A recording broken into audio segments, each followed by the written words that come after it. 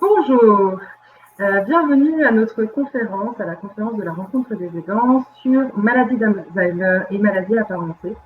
Mieux les comprendre pour mieux les vivre ensemble. On va passer un petit temps ensemble, car être proche aidant d'une personne atteinte d'une maladie d'Alzheimer ou d'une maladie apparentée peut être extrêmement éprouvant, car cela demande une adaptation permanente à l'évolution des capacités de son proche. C'est pourquoi aujourd'hui on vous propose de partager un petit peu des outils pour faciliter la relation et aussi mieux comprendre les processus impliqués dans ces maladies.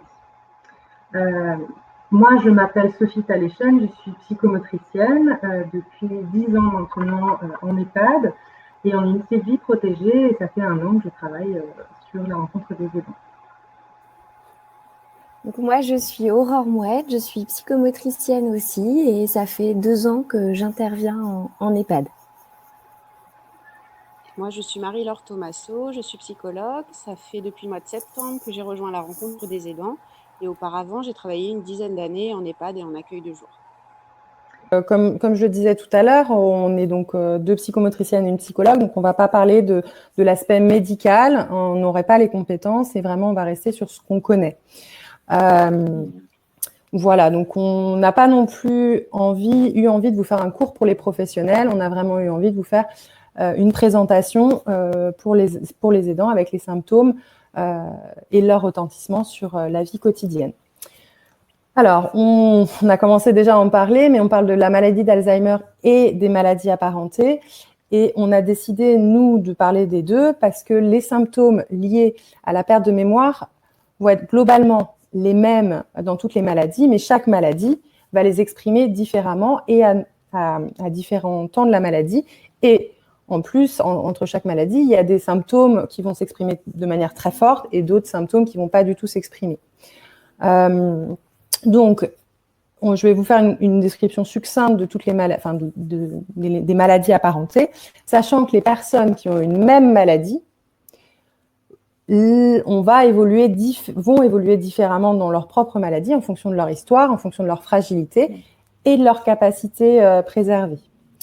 Donc, la démence à corps de Lévy, c'est la deuxième maladie neuroévolutive la plus fréquente.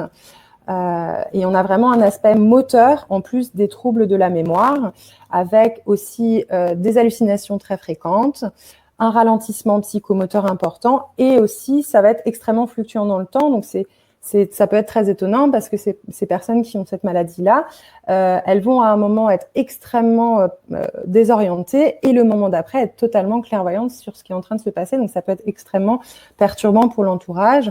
Comme on parlait de maladie de France Alzheimer, il existe aussi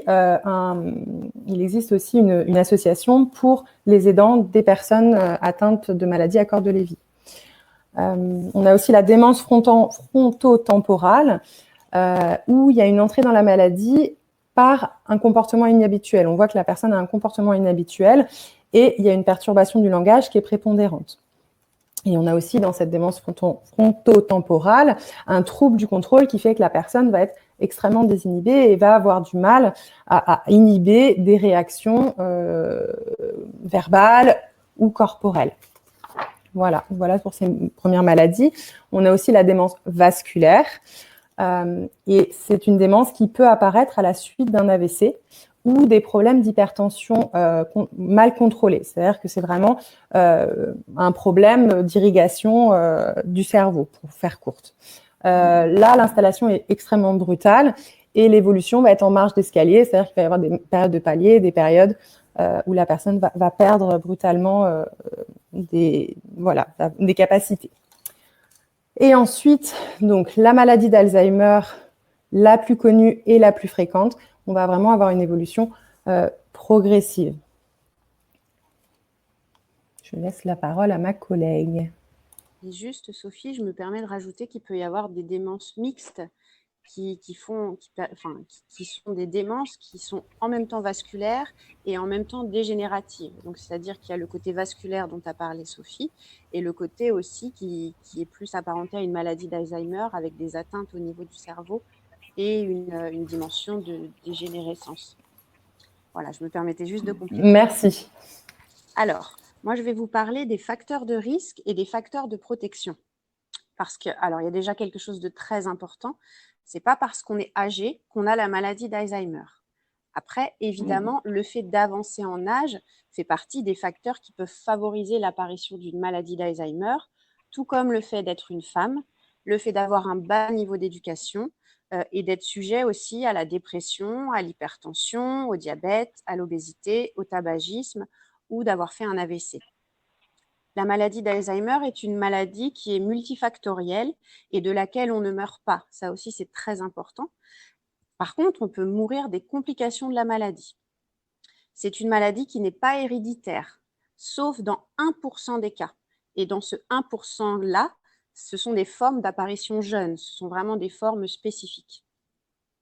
Ensuite, il y a aussi quelque chose d'important, c'est qu'il n'y a pas de traitement médicamenteux spécifique pour la maladie d'Alzheimer.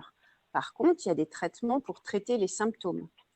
Et ce qui nous semble très important et ce qui fait partie ce qui constitue l'objet de cette conférence, c'est qu'en fait, il existe des traitements non médicamenteux qui ne vont pas guérir la personne, mais qui permettent de l'accompagner, de lui permettre d'être dans un bien-être au quotidien, une qualité de vie, et donc qui sont très importants.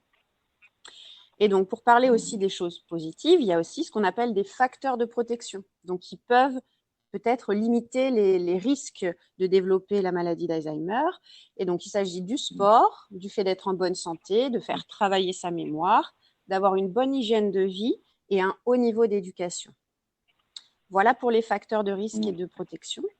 Ensuite, une question qui nous semble très importante et qui peut aussi vous questionner ou qui a pu vous questionner, c'est de savoir quand il faut consulter, comment on fait et qu'est-ce qui peut aussi parfois rassurer la personne malade et les aidants, parce qu'on sait bien que la maladie d'Alzheimer, c'est une maladie qui fait extrêmement peur, dont on parle beaucoup. Et voilà, parfois, on peut aussi être rassuré. Donc, en fait, il existe une démarche diagnostique relativement classique. Donc, normalement, quand on constate des signes de perte de mémoire et qu'on est un petit peu inquiet, qu'on soupçonne une maladie d'Alzheimer, on va voir le médecin généraliste qui va pouvoir faire passer un test de mémoire qui s'appelle le MMS. Et ensuite, normalement, il va prescrire une imagerie. Donc, en général, c'est plutôt une IRM.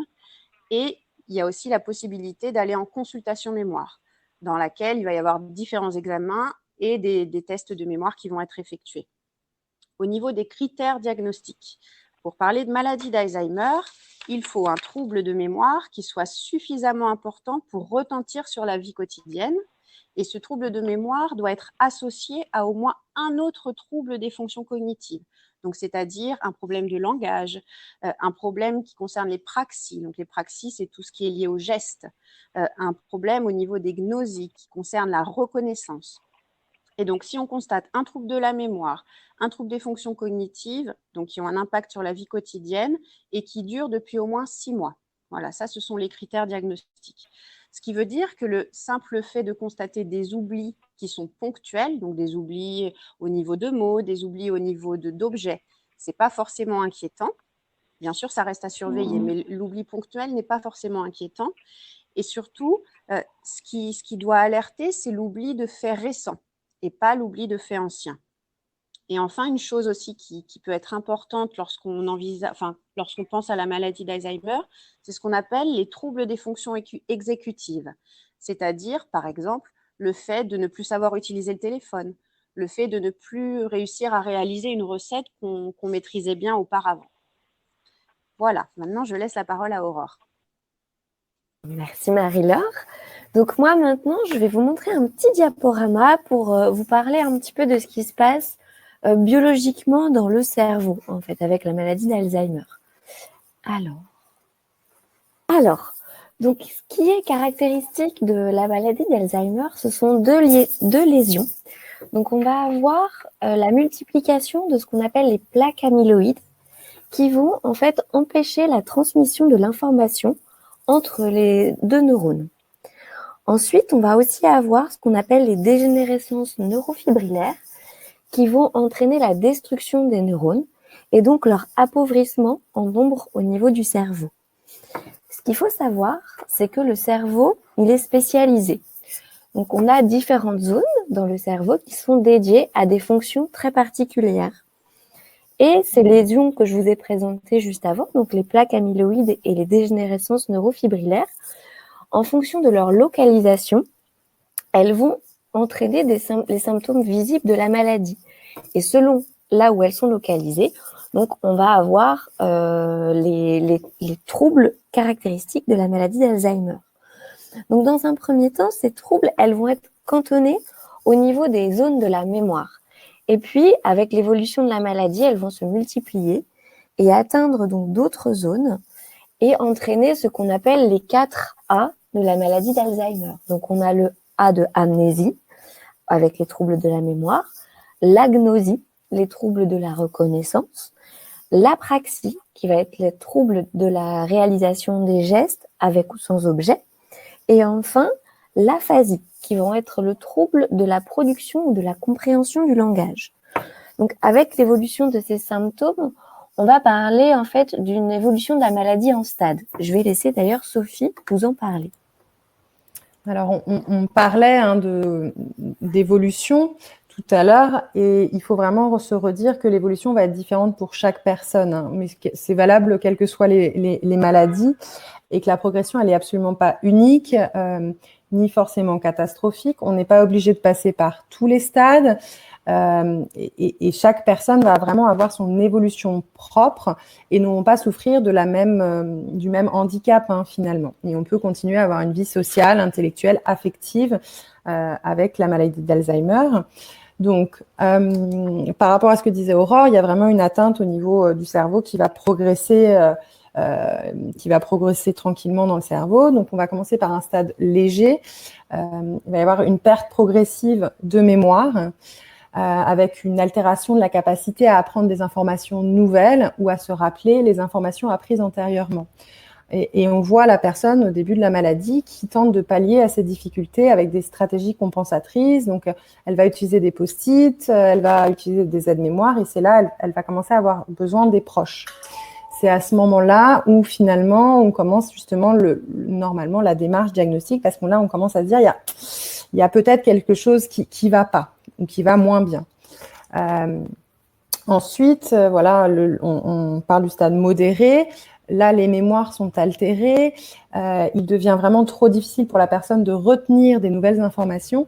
Et c'est pour ça qu'il va y avoir des questions répétées parce que la personne n'est plus capable de se rappeler les événements récents. Et c'est là, et c'est compliqué à vivre pour l'entourage, ces répétitions qui peuvent être quasiment, qui peuvent se répéter souvent. On a une désorientation aussi, la personne commence à se perdre dans l'espace, même dans des endroits connus. La personne ne sait plus forcément quand est-ce qu'on est en été, en hiver, elle ne sait plus forcément. Et ensuite, planifier des actions, ça devient très difficile. Préparer un repas, gérer ses comptes, prendre des médicaments aux bonnes heures. Voilà, c'est des choses qui ne sont plus possibles dans l'avancée de la maladie. Et là, on a une perte d'autonomie qui s'installe progressivement. Le dernier stade, donc, qui est le stade sévère, on dit que la progression, c'est 10 à 15 ans dans la maladie d'Alzheimer. Encore une fois, en fonction des personnes, ça peut se retrouver ou ne pas se retrouver. Donc, dans le stade sévère, la personne, elle va être très confuse, très désorientée, elle va plus réussir à être en interaction. Il peut y avoir des hallucinations, des délires aussi. Tu m'as volé quelque chose, alors que la personne l'a perdu. Il peut exister aussi une inversion du rythme. Ça, c'est difficile aussi à vivre au quotidien, puisque la personne se réveille la nuit et dort le jour. Et on peut observer aussi un pic d'agitation en fin de journée, où la personne va éventuellement déambuler, va avoir des moments comme ça plus difficiles en fin de journée. La personne peut aussi souffrir d'incontinence urinaire, fécale. Et en fonction des personnes, il y a des personnes qui vont être très agitées, d'autres très inhibées ou ralenties. Alors, c'est très compliqué à peut-être entendre, cette évolution. C'est un petit peu lourd. Ça peut être très inquiétant, mais c'est important de se l'entendre dire parce que ça peut nous permettre de s'y préparer. Et encore une fois, c'est pas une obligation de passer par tous ces stades. Et anticiper une situation qui peut éventuellement arriver, ça permet aussi d'être un peu plus un peu plus...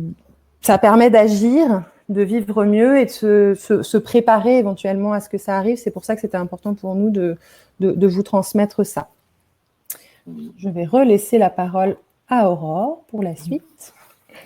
Alors, donc moi, je vais maintenant vous parler un peu des différents signes et symptômes de la maladie et surtout voir comment on peut s'adapter à ces différents symptômes. Quelles solutions on peut trouver quand on accompagne une personne atteinte de maladie d'Alzheimer.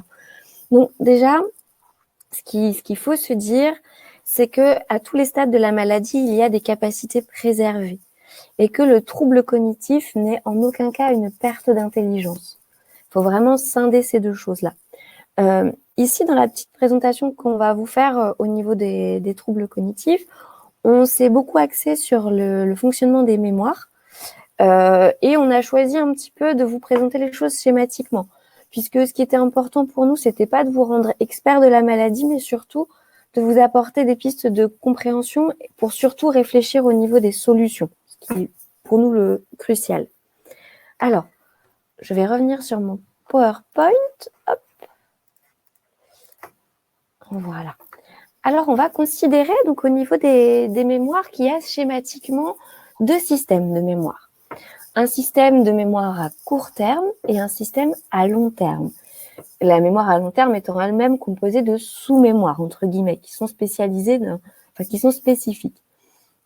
On va voir que dans la maladie d'Alzheimer, ces différentes mémoires sont impactées de façon très hétérogène et que même si certaines sont très touchées, d'autres vont rester relativement intègres dans les stades jusqu'au stade avancé de la maladie.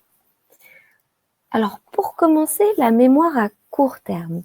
Cette mémoire, elle a pour but de retenir un nombre limité d'informations dans le temps, dans un temps plutôt restreint.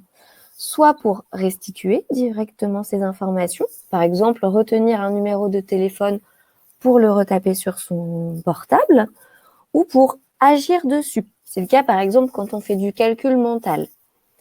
Cette mémoire, elle est très très dépendante de notre capacité à filtrer les informations pertinentes de notre environnement. Et ce filtre, en fait, ce sont ce qu'on appelle les capacités attentionnelles. Par exemple, si je vous demande de comment vous vous appelez, quel est votre âge et quelle est votre profession, vous allez faire abstraction de tout ce qui vous environne. Les bruits, par exemple, qu'il y peut y avoir chez vous, les odeurs, mais aussi les sensations. Il est bientôt 18h30, peut-être que vous commencez à avoir un peu faim. Voilà, toutes ces sensations qui viennent de votre environnement, vous allez les mettre de côté pour ne vous concentrer que sur l'information pertinente. C'est-à-dire moi qui viens de vous poser 3 questions. Et vous allez retenir cette information-là, le temps de me les restituer. Ce qui se passe dans la maladie d'Alzheimer, c'est qu'à la fois cette mémoire à court terme, elle va être beaucoup moins efficace et surtout que le filtre attentionnel, il ne va plus fonctionner. Et en plus de ça, on va avoir l'agnosie, donc qui est l'incapacité à reconnaître les choses, reconnaître des objets, mais aussi des visages. Donc, on va avoir la personne qui est atteinte de cette maladie qui va être en fait envahie par tous les signaux qu'elle perçoit et qui va ne plus pouvoir filtrer les informations qui sont pertinentes pour elle à l'instant T. Donc, par exemple, si cette personne, elle se retrouve donc dans un environnement qui est très bruyant, si en plus elle est douloureuse, si elle a faim, elle va être un peu dispersée. Alors, ce que nous, on peut faire en tant qu'aidant, c'est venir soutenir en fait ce rôle de filtre qui ne se fait plus. Donc, on va essayer d'adapter au maximum l'environnement qui entoure la personne. Peut-être limiter les sources lumineuses de façon à ce que ce soit ni trop ni trop peu. On va aussi, au niveau de l'environnement sonore, peut-être couper la télévision ou la radio si on veut s'adresser à la personne. On va s'assurer qu'elle n'ait ni faim ni soif. Voilà, on va vraiment essayer de répondre à tous ses besoins. Et aussi, quand on va s'adresser à elle, on va essayer de lui donner des indices très clairs. On va par exemple se placer face à elle. On va utiliser toute la communication non verbale qu'on peut avec les gestes. On va aussi peut-être augmenter nos mimiques, pourquoi pas, pour vraiment lui montrer qu'est-ce qu'on veut lui faire passer comme information. Et aussi utiliser le son de notre voix. Où on sait que la personne atteinte de maladie d'Alzheimer est très très sensible à ce qu'on appelle la prosodie, c'est-à-dire la mélodie de la voix. Ensuite, la mémoire à long terme, ce qui va se passer, c'est que donc, comme je vous le disais tout à l'heure, on va avoir donc différents types de mémoire à long terme qui sont toutes spécialisées dans un type d'information et qui vont être atteintes de façon hétérogène. Tout d'abord, la mémoire sémantique. Cette mémoire, c'est la mémoire du langage et des connaissances qu'on a sur le monde et sur soi-même, qui est issue d'apprentissage. Cette mémoire, elle va être impactée par la maladie d'Alzheimer et on va voir par exemple ce qu'on appelle le manque du mot. C'est-à-dire que la personne va chercher de plus en plus ces mots. On va aussi avoir une utilisation de mots de plus en plus généraux pour décrire des objets qui sont très précis. Donc, le langage et le discours de notre proche peut être impacté par la maladie d'Alzheimer. D'autant plus qu'on va avoir aussi ce qu'on appelle l'aphasie, qui est l'incapacité soit à produire, soit à comprendre le langage. Donc, la personne, elle peut être un peu parasitée dans sa communication avec ces différents signes. Je vais vous laisser, Sophie, vous donner un exemple et vous donner des pistes. Alors, moi, par exemple, si j'arrive envers quelqu'un qui a une maladie neuroévolutive et que j'arrive avec pleine d'enthousiasme comme ça, je lui dis « Mon chéri, comment vas-tu? Je t'ai préparé un flan à la banane parce que je sais que tu adores ça. » Et vraiment, j'en ai vu un en plus, ça m'a fait penser à toi à la boulangerie. Je suis passée devant et ça avait l'air tellement bon que je me suis dit « Je vais faire les courses et je vais venir t'apporter un flan. Et est-ce que tu en veux? » Alors, effectivement, j'exagère le trait, mais peut-être qu'on peut se dire, malgré mon enthousiasme, malgré tout ce que j'ai envie de transmettre là, de mon amour du flan à la banane, ça va peut-être être trop d'informations en même temps pour la même personne. Alors, ce qu'on peut faire, j'en ai rajouté un petit peu, ce qu'on peut faire, c'est, comme disait Aurore, d'éviter les parasites. On sait que voilà, l'attention est vraiment très déficitaire dans ces moments-là. Donc, ce qu'on peut faire, c'est éviter les parasites, être sûr qu'on a capté l'attention, c'est ce que Humanitude appelle ça les préliminaires à la relation, c'est très important. Vérifier qu'on est bien en lien par le regard, par plein d'autres choses, et faire des phrases courtes et affirmatives. C'est-à-dire qu'avec mon flan à la banane, alors j'ai très envie de lui raconter tout ça, mais lui, il s'est arrêté peut-être au stade de la boulangerie ou peut-être au comment ça va. Donc c'est important de pouvoir lui proposer lui demander comment ça va. Et en plus, je vais en rajouter par la communication non verbale, je vais rajouter de mon corps dans l'intention, dans l'intention de ce que je vais dire. Effectivement, j'ai été perturbée par un coup de téléphone et du coup, mon attention est complètement perdue. C'est un bon exemple. Donc voilà, donc on va capter l'attention, utiliser des phrases courtes, utiliser la communication non verbale. Et la dernière chose, c'est pouvoir observer et laisser le temps de la réponse. Parce qu'on sait aussi que dans ces maladies neuroévolutives, il va y avoir un ralentissement de la pensée. Donc, je vais poser la question « Comment ça va ?» Et je vais laisser un vrai temps de latence. Parfois, ça peut paraître très, très long, mais un vrai temps de latence où je vais me demander est-ce que la personne, est-ce qu'elle a compris? Est-ce qu'elle était là, pas là? Voilà, ce temps, il est primordial là-dessus pour savoir si enfin il va vouloir manger du flan à la banane ou pas. Voilà, c'était le petit exemple. Je te laisse continuer, Aurore. Merci. Alors, on va continuer avec la mémoire épisodique. Donc, cette mémoire, c'est une mémoire autobiographique. En fait, elle va regrouper tous ces moments personnellement qu'on a vécus. Elle nous est vraiment propre et est différente pour chaque individu. Cette mémoire, elle va nous permettre de nous situer dans le temps et dans l'espace et aussi de nous projeter dans le futur. Il faut savoir que dans la maladie d'Alzheimer, cette mémoire, elle est particulièrement touchée. Et on va donc voir, avec le développement de la maladie, ce qu'on appelle un oubli à mesure, qui est en fait la non-création de nouveaux souvenirs. La personne ne pourra plus créer de nouveaux souvenirs dans cette mémoire, et donc on parle aussi d'amnésie antérograde. Donc, c'est-à-dire c'est que la personne, elle ne pourra plus créer de nouveaux souvenirs, et en plus de ça, il va y avoir une atteinte de cette mémoire des faits les plus récents vers les plus anciens. Et donc, avec cette désorientation comme ça dans le temps et dans l'espace, on voit aussi apparaître le phénomène de plongeon rétrograde. C'est-à-dire que la personne, elle a des difficultés à se situer dans le temps, et quand vous parlez avec elle, quand vous échangez, ça peut vous donner l'impression que vous n'êtes plus à la même époque qu'elle. Vous vivez, finalement, la personne, elle est dans une autre époque que celle dans laquelle on est ancré. Si on associe à cette difficulté au niveau de la mémoire épisodique la prosopagnosie, qui est l'incapacité à reconnaître des visages, on va avoir une personne qui peut nous sembler vraiment perdue, qui peut ne pas nous reconnaître. Et ça peut être très difficile à vivre quand on accompagne un proche qui a cette maladie-là. Du coup, pour à la fois se préserver soi et pour soutenir son proche, on va pouvoir utiliser ce qu'on appelle l'indissage.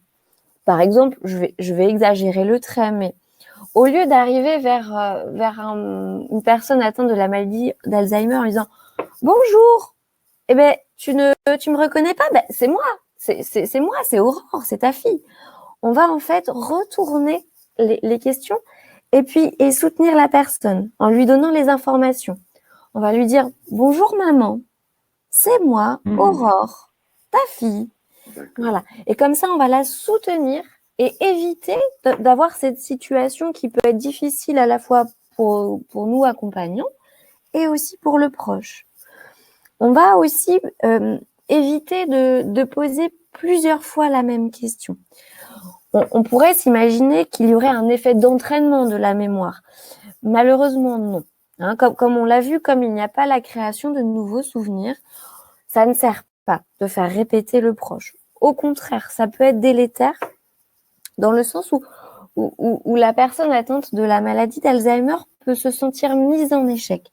Et la mise en échec peut être difficilement vécue par le proche, avec peut-être, ça peut provoquer des troubles du comportement, ça peut provoquer un repli sur soi et finalement mettre fin à l'échange. Donc voilà, c'est vraiment important de soutenir, de soutenir par l'indissage. Je vais vous parler maintenant. Donc là, je vous ai parlé des mémoires qui sont atteintes, mais on va finir sur des notes positives au niveau des mémoires, puisqu'on a deux mémoires qui sont relativement préservées et qui vont même être des leviers pour accompagner et soutenir la personne qui est atteinte de maladie d'Alzheimer.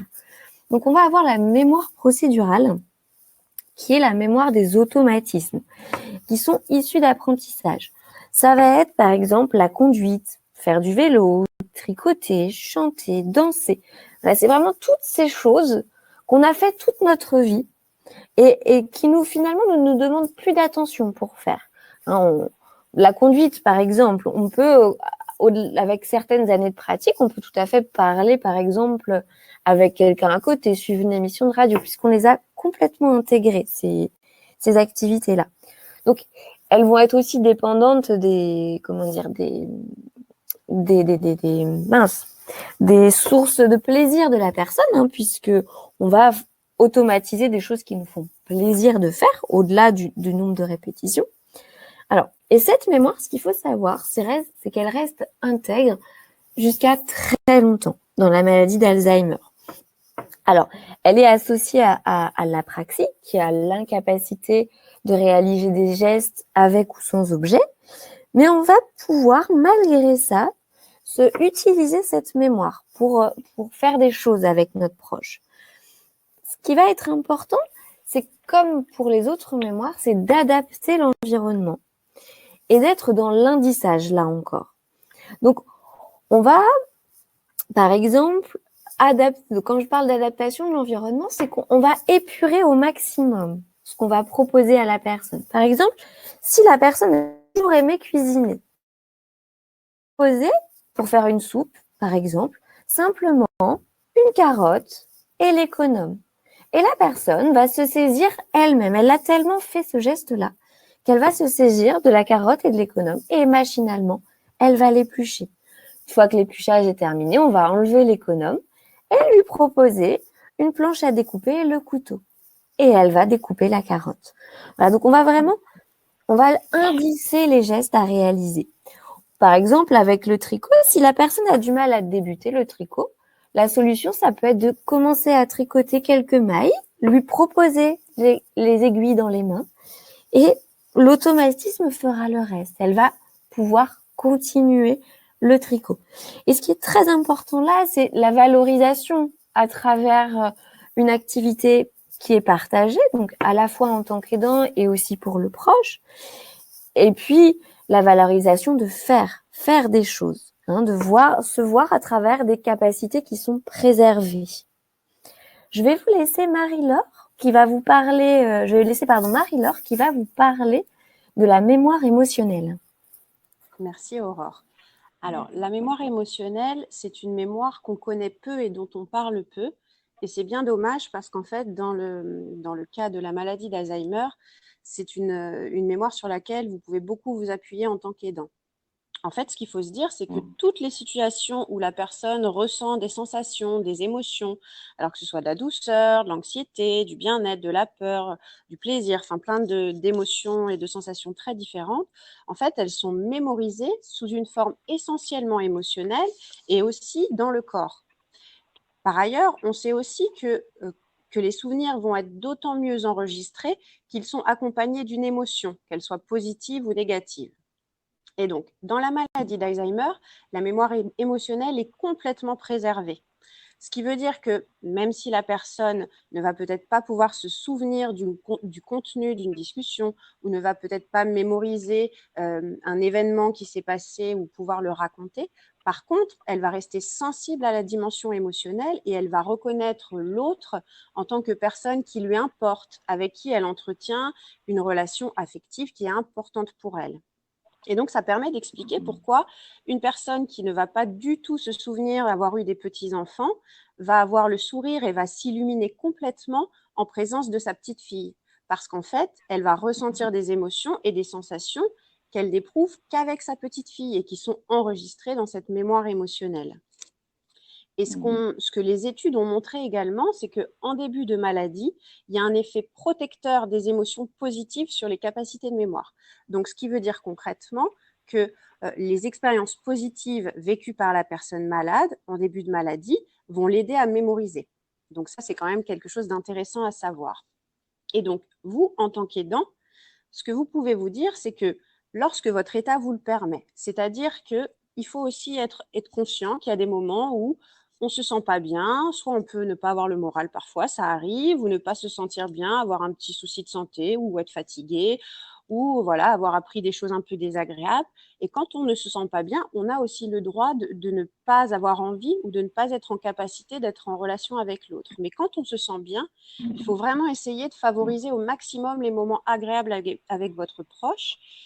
Et si vous avez constaté qu'une action, une activité, un environnement sont perçus de façon positive par votre proche, il faut vraiment lui proposer régulièrement et essayer même de mettre en place ce qu'on appelle des rituels qui vont permettre déjà dans un premier temps de limiter l'anxiété. Parce que, comme l'a dit tout à l'heure Sophie, il peut y avoir une anxiété qui… Alors, tout à chacun, on peut évidemment avoir des moments d'anxiété, mais c'est vrai que dans la maladie d'Alzheimer, c'est quelque chose qu'on peut retrouver, et notamment au moment de la tombée de la nuit, il peut y avoir vraiment une anxiété importante. Donc le fait de mettre en place des rituels, ça peut aider à diminuer cette anxiété, et ça permet aussi d'associer, enfin, si on met en place des rituels et que la personne se sent rassurée, ça va permettre d'associer une émotion favorable, positive à toutes ces actions et à tout cet environnement, et donc c'est bénéfique pour la personne. Et enfin, quelque chose de très important pour vous en tant qu'aidant et qu'il faut essayer de garder en tête le plus souvent parce qu'évidemment, il y a des moments qui peuvent être compliqués pour vous, c'est de se dire que même si la reconnaissance cognitive n'est plus possible, si votre proche n'est peut-être plus capable d'identifier le lien de parenté et de le nommer, ça n'empêche que le lien émotionnel persiste et qu'elle sait que vous êtes importante pour elle et qu'il y a un lien important avec vous. Et donc, on peut parler de reconnaissance du cœur. Enfin, voilà, se dire que cette reconnaissance-là persiste et reste toujours. Voilà, je laisse la parole à Sophie. Merci à vous. Je vous propose, c'est un peu une tradition à la rencontre des aidants, de faire une petite pause corporelle. Parce que prendre soin des autres, pour prendre soin des autres, il est important de pouvoir prendre soin de soi. Et c'est pas toujours évident de trouver du temps, les ressources, etc. Et puis en plus, là, on vous dit plein de choses qui sont peut-être en train de cheminer et qui chemineront peut-être encore. Donc, je vous propose, allez, 3 minutes. On va prendre soin de nous. Donc, en fonction de là où vous êtes, vous allez d'abord vous poser la question, est-ce que je suis bien installée, en fait, tout simplement? Est-ce que je pourrais trouver une position encore plus confortable? Est-ce que je peux peut-être me redresser si je suis assise, m'installer confortablement si je suis allongée? Voilà. Se poser la question, simplement, là, tout de suite, maintenant. Comment je me sens dans mon corps, sans jugement, avec beaucoup de bienveillance. Et puis peut-être, trouver la position des pieds, de nos pieds, qui va nous convenir. Trouver la position de nos jambes, qui va être la meilleure pour nous, là, tout de suite, maintenant. Et puis se poser la question, est-ce que mon bassin est confortablement installé? Voilà.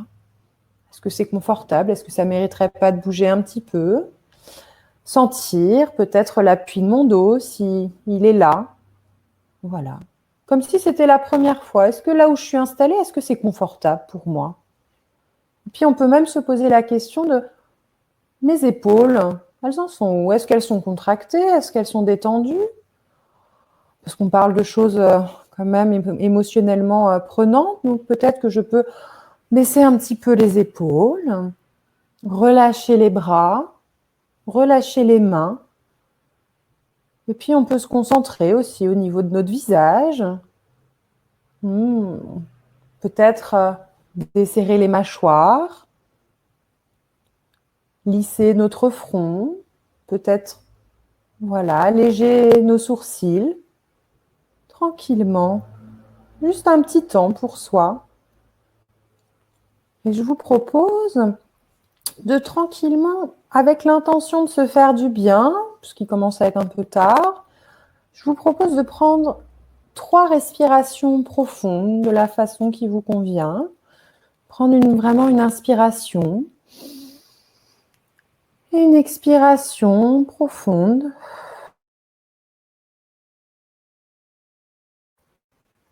Et puis à la prochaine inspiration, je vous propose de penser à prendre de l'énergie.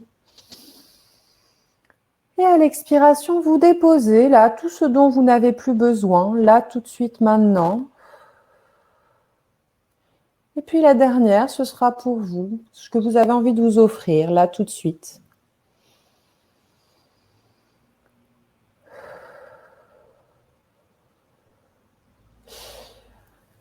Et puis tranquillement, je vous propose de vous étirer de la façon qui est bonne pour vous, là tout de suite maintenant.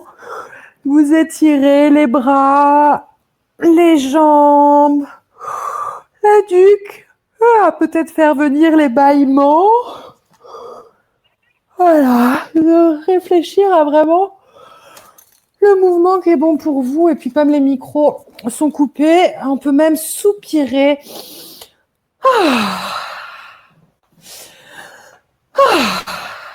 Et tout relâcher pour être attentif à la fin de la conférence. N'hésitez pas à bâiller si ça vous a donné envie. Je ne le prendrai pas pour moi, promis. Alors, on a parlé des troubles de la mémoire. Et associé à ces troubles de la mémoire, il existe d'autres symptômes. On n'aura pas le temps de les étudier très en profondeur parce que malheureusement, on n'aura pas le temps, mais on le fera lors d'une prochaine conférence. C'est les troubles du comportement. Les troubles du comportement, c'est quelque chose, je pense, que vous connaissez bien si vous êtes ici, parce que c'est quelque chose de très perturbant pour tout le monde, que ce soit pour l'entourage, les professionnels, c'est compliqué. Et la personne qui est malade, c'est compliqué aussi à vivre.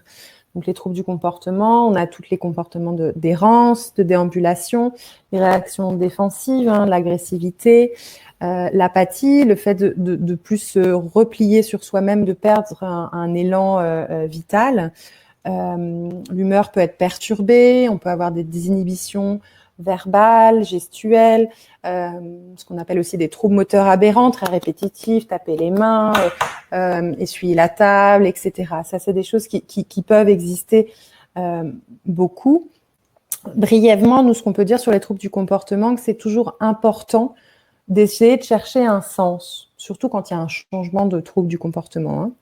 Il y a toujours un sens qui est à chercher. Parfois, on peut trouver, puis parfois, on se retrouve un peu démuni. Mais c'est toujours important de se dire, pourquoi il est en train de faire ça, pourquoi de telle manière, etc. Nous, ce qu'on peut dire, et ce que les auteurs, certains auteurs disent, c'est que, en fait, si j'ai une maladie neuroévolutive, je ne comprends plus mon environnement. On l'a vu très très bien, la question du filtre, la question de l'aphasie, de l'agnosie, tout ça. Je ne comprends plus mon environnement et je ne comprends plus mon corps aussi en interne. Donc, je vais répondre de façon normale à un environnement qui est inadapté pour moi. Et ça peut être intéressant de changer un petit peu de point de vue sur ces troubles du comportement. Donc, l'origine des troubles, elle peut être interne ou externe. En interne, ça peut être quelque chose d'aussi, entre guillemets, basique qu'une constipation. Il n'y a rien de grave, c'est très inconfortable. Certes, ça rend irritable. Nous, ça peut nous rendre irritable d'être constipé, ça c'est sûr. Mais on va réussir, nous, à faire le fil de se dire, bon, c'est quoi cette sensation? Je suis constipée, bon, c'est pas très grave, je vais faire ce qu'il faut et ça ira mieux. Une personne qui a une maladie neuroévolutive, elle ne va plus avoir cette capacité-là déjà de se dire, j'ai un truc qui va pas, qu'est-ce que c'est? Et il va plus réussir à savoir ce que c'est, ce côté très rassurant de se dire, j'ai un petit truc, bon, je sais ce que c'est, bon, on verra plus tard. Déjà, il n'a plus cette possibilité-là de savoir ce qui est en train de se passer pour lui. Et cette irritabilité que nous, on peut avoir avec une constipation, elle va se décupler parce qu'il n'y a plus ce filtre qui va se faire. On a aussi, donc l'origine peut être aussi externe. On l'a bien vu avec les 4A et les troubles inhérents à cette maladie. On peut avoir, par exemple, l'agnosie, le fait de plus reconnaître les objets.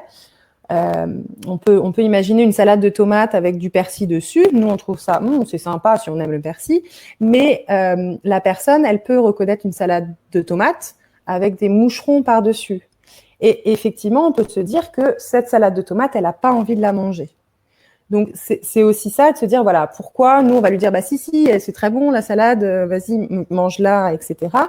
Mais on peut se dire que peut-être que ça peut se transformer en trouble du comportement avec des comportements d'opposition que nous, on considère comme opposition, mais qui simplement, pour la personne, elle ne comprend pas la même chose que nous. Ça peut être la même chose sur la sonnerie du téléphone. On peut avoir une trouble de reconnaissance des bruits, une sonnerie de téléphone qui est interprétée complètement différemment, peut être extrêmement anxiogène, alors que nous, c'est simplement, ça sonne, c'est une sonnerie de téléphone. Donc, nous, qu'est-ce qu'on va faire là-dedans? Comment on peut aider? En fait, on va nommer ce qui est en train de se passer. Nous, ça nous paraît normal. C'est la sonnerie du téléphone. Mais le nommer, ça peut permettre à la personne d'être un peu plus cadrée. Je vois Marie-Laure qui me fait des signes. J'ai oublié de parler de l'anosognosie, qui peut aussi expliquer certains troubles du comportement. L'anosognosie, c'est le trouble de la reconnaissance qu'on est malade, en fait. Et donc, on ne sait pas qu'on est... Par exemple, pourquoi je suis en EHPAD? Pourquoi je suis là alors que moi, je sais très très bien faire mes courses, m'occuper de moi-même. Voilà, donc ça, c'est quelque chose d'important de pouvoir réexpliquer, réaccompagner avec des mots simples et des phrases courtes. Voilà, Marie-Laure, je te laisse continuer. Donc, voilà, on vous a présenté de nombreuses choses et avec Sophie et Aurore, on avait quand même envie de vous parler un petit peu d'éthique parce que ça nous semblait important dans l'idée que se référer à l'éthique, ça permet de trouver le positionnement le plus juste en conscience, en fonction de ce qu'on peut évidemment, et puis ça permet parfois de se remettre en question et éventuellement de trouver d'autres solutions ou de se dire qu'on fait très bien et c'est parfait aussi. Donc, ce sur quoi on voulait un petit peu insister, c'était l'idée qu'il faut essayer, dans la mesure du possible, de toujours intégrer la personne dans les processus de décision. Voilà, c'est le comité national d'éthique qui insiste beaucoup sur ce principe-là, avec l'idée qu'on va rechercher l'assentiment. L'assentiment, c'est l'accord basé sur une compréhension partielle de la situation.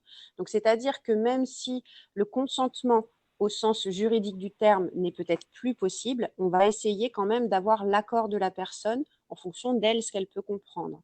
Et donc, ce qui veut dire que faire à la place de la personne sans lui en parler parce qu'on pense que c'est pour son bien, en fait, c'est peut-être pas toujours bénéfique. Même si on le fait avec la meilleure intention du monde, hein, évidemment.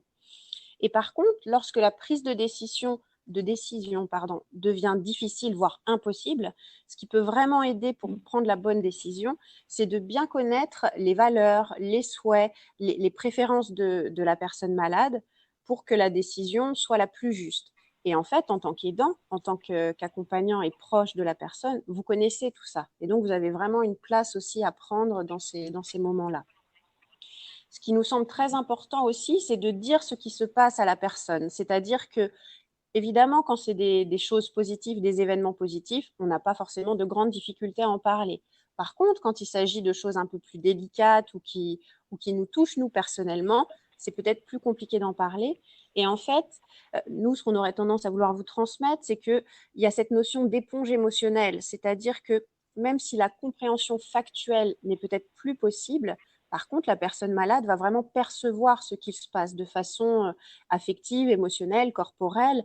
Et donc, si vous ne lui dites pas, mais qu'elle sent qu'il se passe quelque chose, ça peut la mettre en difficulté parce qu'il y a une incompréhension. Elle sent qu'il y a quelque chose, mais en même temps, ce n'est pas dit, donc elle est perdue. Et donc, ça peut aussi, à nouveau, se traduire par des troubles du comportement dont parlait Sophie tout à l'heure. L'idée aussi, c'est d'essayer, comme on peut, parce qu'une fois de plus, on sait bien que c'est compliqué. On sait bien qu'en tant qu'être humain, on a tendance un petit peu à se focaliser sur ce qui ne va pas et peut-être à pas toujours voir ce qui va. C'est comme ça. Mais le fait d'essayer de se focaliser sur l'instant présent et sur ce que la personne peut encore faire et sur ce qu'on peut encore faire ensemble, ça peut aussi vraiment aider. Et donc, ça va aussi dans le sens d'essayer au maximum d'entretenir l'estime de soi. Alors, l'estime de soi de la personne malade, mais aussi l'estime de soi de vous-même en tant qu'aidant, bien sûr. Alors, par rapport aux malades, ça passe par le fait d'essayer de ne pas être dans ce qu'on appelle une surstimulation. C'est-à-dire qu'en tant que proche, on a envie d'aider la personne malade, et pour ça, on va peut-être lui demander de faire plein de choses, d'essayer de lui faire plein d'exercices de mémoire, etc. Et finalement, on peut se rendre compte qu'on va la mettre en difficulté et donc finalement on aura l'effet inverse parce que elle va se rendre compte que ça ne va pas et donc elle va peut-être pas bien se sentir, elle va peut-être devenir agressive. Donc en fait, l'idée pour accompagner la personne et l'aider, c'est de faire des choses avec elle, mais des choses qu'elle apprécie et qui ont du sens pour elle. En fait, c'est ça le plus important. C'est-à-dire qu'il n'y a pas de bonne activité et de mauvaise activité. Il ne faut pas forcément se dire, ah oui, il faut absolument stimuler sa mémoire, faire plein de tests de connaissances, lui faire des sudoku, des jeux de mots. Alors, si elle aime ça, très bien, mais passer aussi un moment avec elle, à écouter de la musique, à faire la cuisine, à dessiner, à chanter, enfin voilà, toutes les activités qu'elle apprécie et qui ont du sens pour elle sont bonnes à prendre et sont des moments intéressants à partager avec elle. Lors d'une autre conférence. Donc maintenant qu'on a beaucoup parlé, ce qu'on vous propose, c'est de prendre à votre tour la parole pour faire part de vos réactions, poser vos questions. Enfin voilà, la parole est à vous.